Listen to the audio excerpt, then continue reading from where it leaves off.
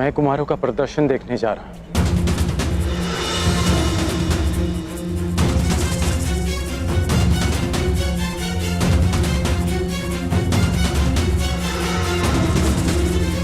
धनुष को साथ लेकर तुम कहीं नहीं जा रहे हो। हस्तिनापुर के वासियों, अब आपके समक्ष आ रहे हैं महाबाहु, पवन के वेग से गदा चलाने में निपुण विकोधर भीम। भीम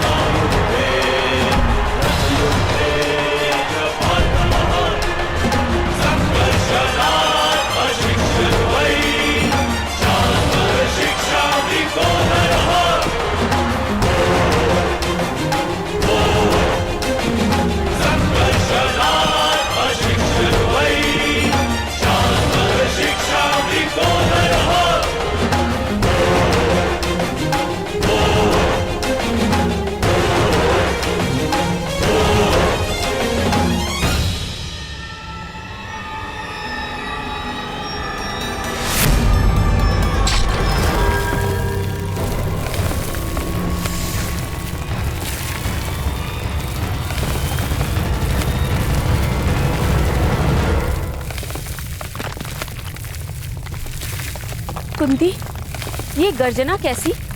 पुत्र भीम ने दुर्योधन की बनाई दरार को अपने बल से भर दिया है।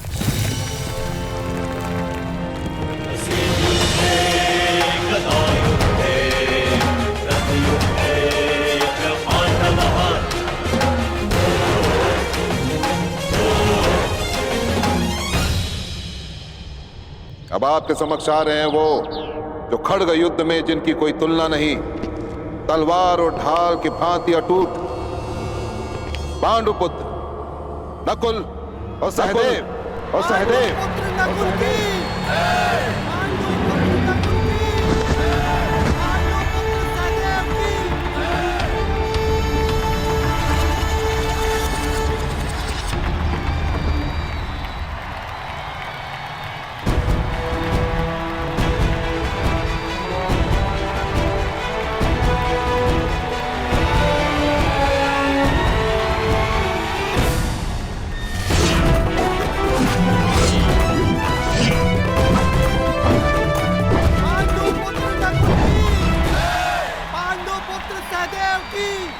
और अंत में हस्तिनापुर वासी स्वागत करें उस योद्धा का जिसके धनुष्य के प्रत्यंचा में मेघों की गर्जन है,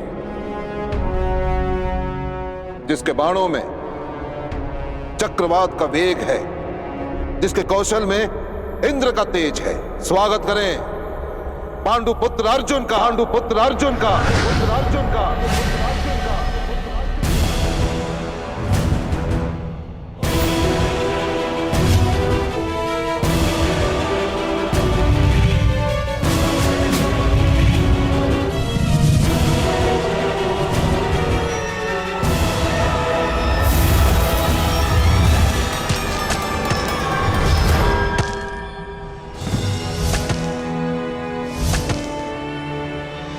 अर्जुन की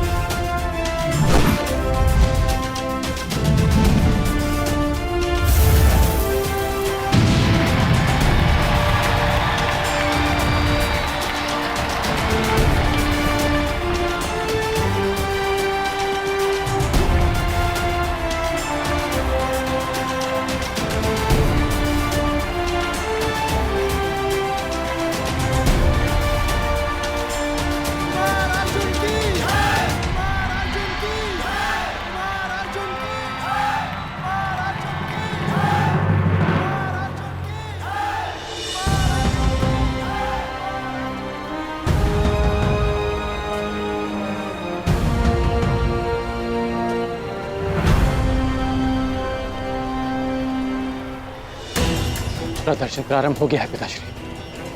अपने पुत्र को जाने की आज्ञा दीजिए। अपने पुत्र को जाने की आज्ञा दे देता ही अधिरथ, परंतु अपने कुल की सीमा भूल चुके एक मूर्ख को आज्ञा नहीं दूंगा। अब भी समय है कर्ण, क्षत्रियों के साथ अपनी तुलना करना बंद कर दो। जिनके बीच हम बैठ नहीं सकते उन्हें ललकारने का स्वप्न देखना बंद कर दो।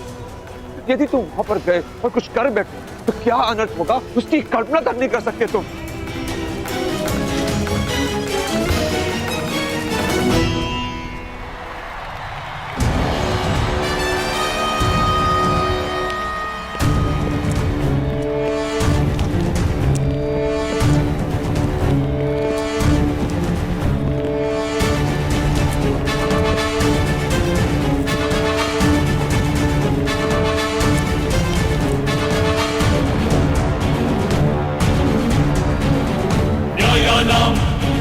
अधिकाराणां प्राप्त्यर्थं साम्राज्यार्थं न्यायानां अधिकाराणां प्राप्त्यर्थं साम्राज्यार्थं न्यायस्य अन्याये बन्धमिदं सत्यायुतयोः।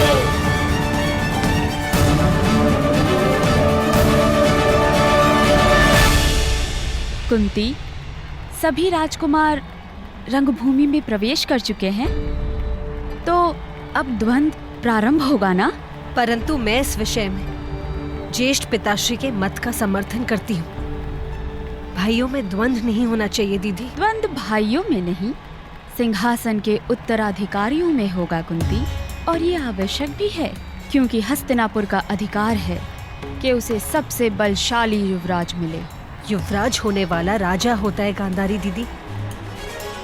उसे बलशाली होने के साथ साथ न्यायप्रिय, धर्मवान और शांत भी होना चाहिए। अब इसका निर्णय तो द्वंद्व करेगा, हमारी बातें नहीं।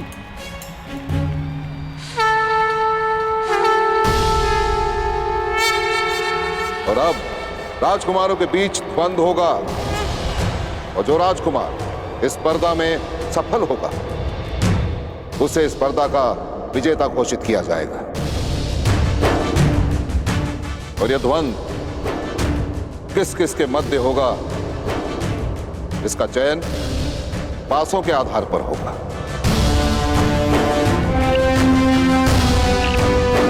और तो ध्यान रहे राजकुमारों, यह प्रतिस्पर्धा है, युद्ध नहीं। यदि किसी प्रतियोगी के प्रहार से किसी भी प्रतिद्वंदी का रक्त बहा तो उसी क्षण उस राजकुमार को स्पर्धा से अयोग्य घोषित कर दिया जाएगा। अब कुरुवंश के ये 105 राजकुमार परस्पर द्वंद्व में अपना अपना कौशल दिखाएंगे, और इनमें से चुने गए 5 योद्धा अगले चरण में द्वंद्व करेंगे। वहां से फेंकिए गांधार राज।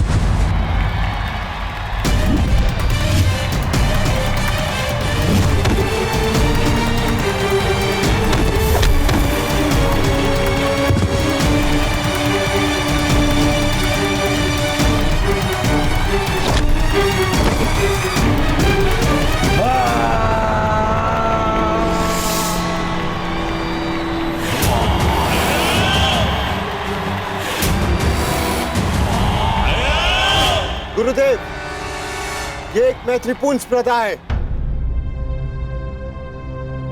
दुर्योधन का प्रहार घातक सिद्ध हो सकता था।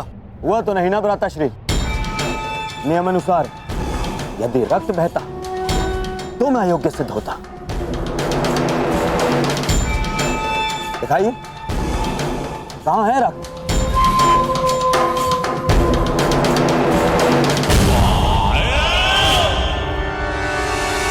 में केवल 5 योद्धा शेष हैं। अर्जुन, युधिष्ठिर, भीम, दुशासन और दुर्योधन। अंतिम चरण में इन सब में द्वंद्व होगा। अरे काका, आप अभी तक यहीं हो? सारा हस्तिनापुर रणभूमि में है।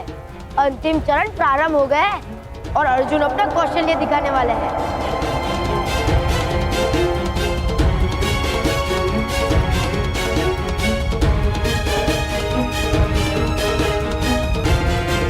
हम कहीं नहीं जा।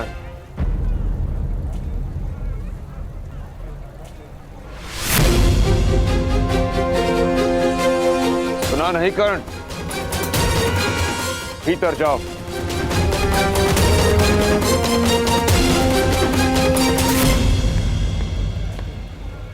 इसे अपना भाग्य स्वयं चुनने दीजिए। राधा, पुत्र मुंह में इतनी अंधी हो गई हो कि अपने पुत्र के प्राण का मोह नहीं बचा।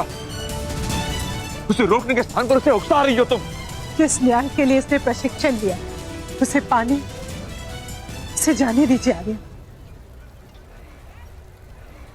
कोई कहीं नहीं जाएगा, भीतर चलो।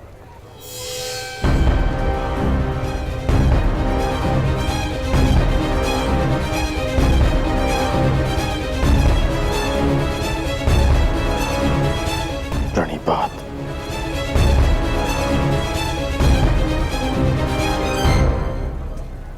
यदि जाना ही था तो आज्ञा लेने का ढोंग क्यों किया?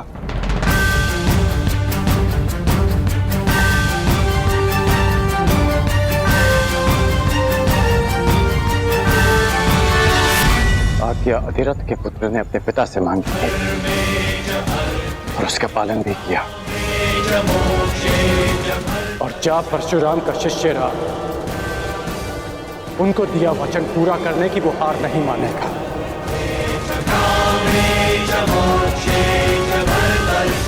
आपने सूत पुत्र कर्ण को रोका था, परंतु परशुराम शिष्य राधेय को आज्ञा मिल चुकी है।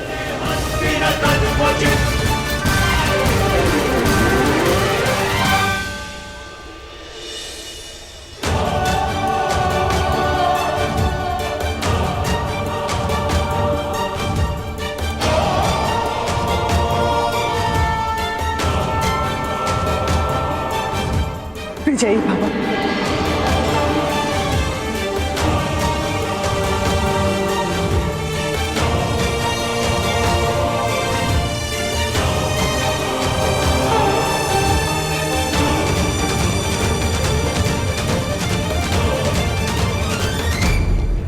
राजकुमारों के बीच अंतिम चरण का युद्ध होगा। क्रमांक के आधार पर पहला क्रमांक मिलता है युधिष्ठिर को, दूसरा दुर्योधन को, तीसरा अर्जुन को, चौथा दुशासन को और पांचवा भीम को।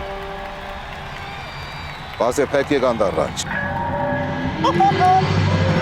अब बताओ मेरे पास हो, किस किस के बीच द्वंद्व होगा?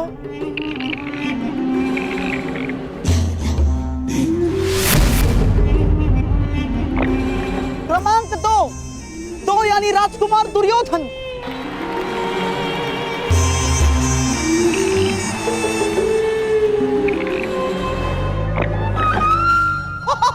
क्रमांक 4 यानी राजकुमार दुशासन।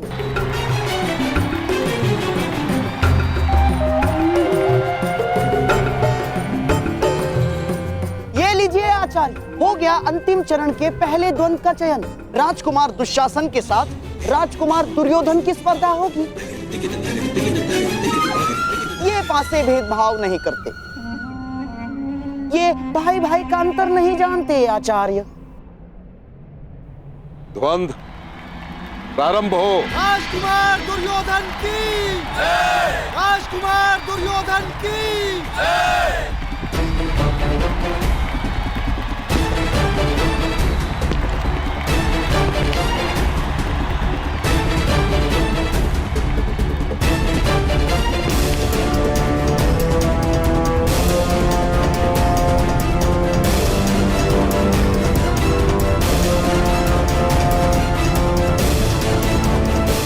क्षमा कीजिए आचार्य, परंतु मैं अपने ज्येष्ठ भ्राता पर प्रहार नहीं करूंगा।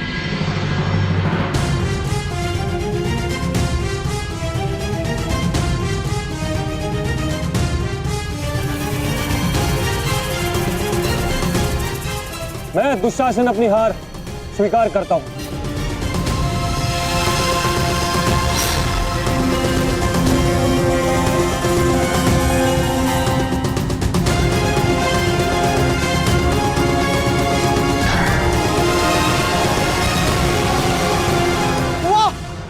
संसार में जहां एक छोटी सी विजय के लिए भाई भाई का गला काट देता है, वहां भाई भाई का ऐसा प्रेम, शताब्दियों तक ये भाई भाई का प्रेम स्मरण रहेगा। वाह!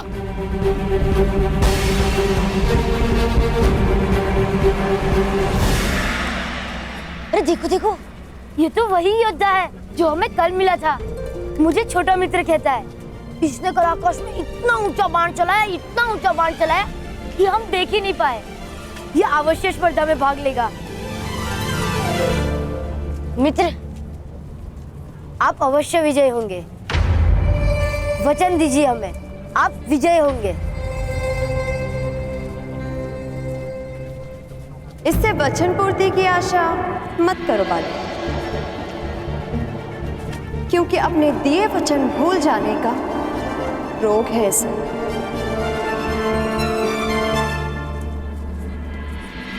मैं वचन देता हूं वृषाली, मृत्यु से पूर्व हम दोनों की प्रतीक्षा पूरी होगी। मैं अवश्य आऊंगा। राधेय कर्ण अपनी माता की शपथ लेकर कहता है। अब यदि आप इस कर्ण का मुख देखेंगे तो वो केवल तभी जब वो गुरु परशुराम से दीक्षा ले लेगा।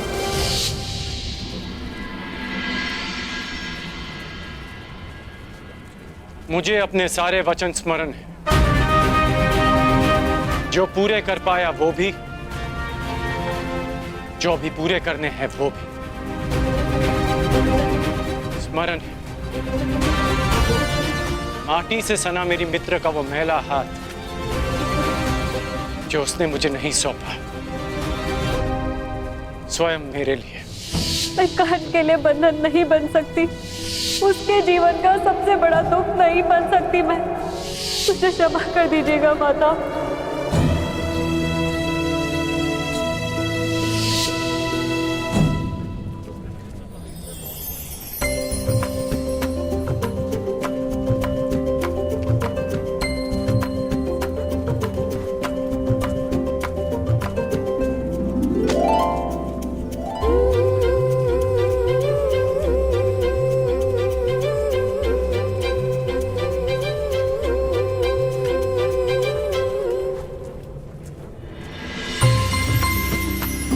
अच्छा, तो तुम अब तक जीवित हो?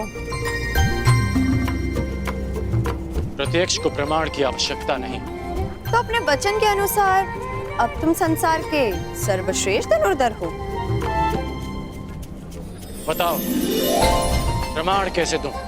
प्रमाण देने का केवल एक ही उपाय है, एक ही स्थान है, ये तुम्हारे समक्ष।